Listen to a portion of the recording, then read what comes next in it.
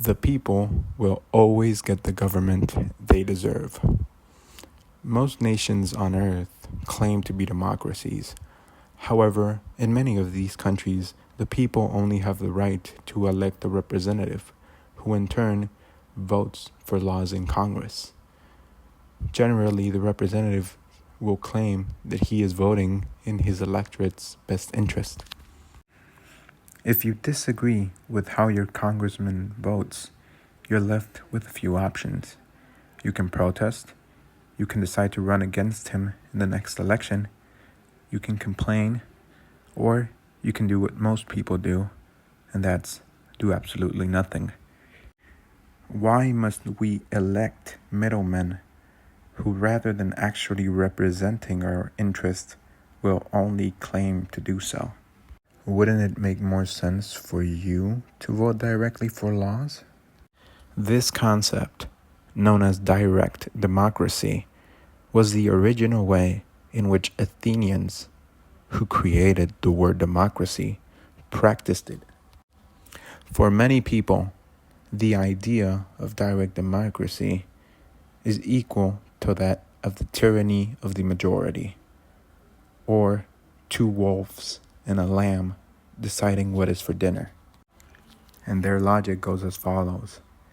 If government always does the majority will, it won't take long until the 51% votes to suppress the rights of the remaining 49.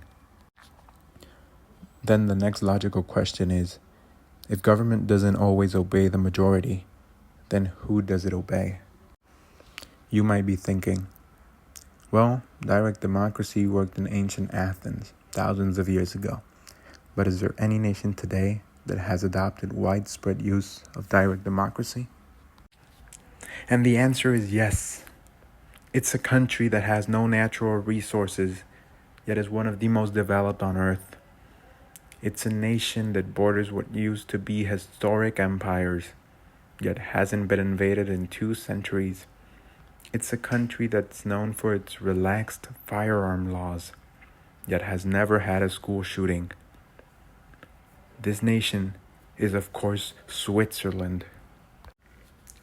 The Swiss don't have what is traditionally known as a president or prime minister. Instead, they have a federal council. All council members are elected by the parliament, and they all have the same power. They're from different political parties, this way ensuring cooperation instead of competition inside their political system.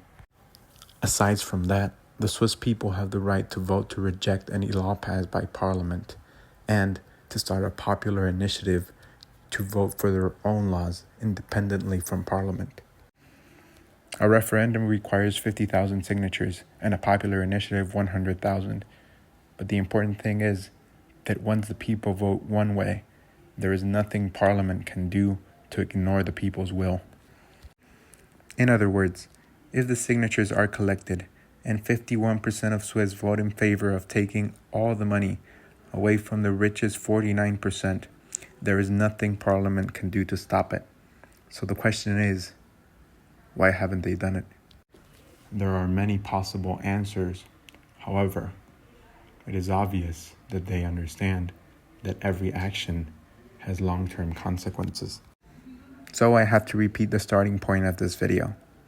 The people will always get the government they deserve.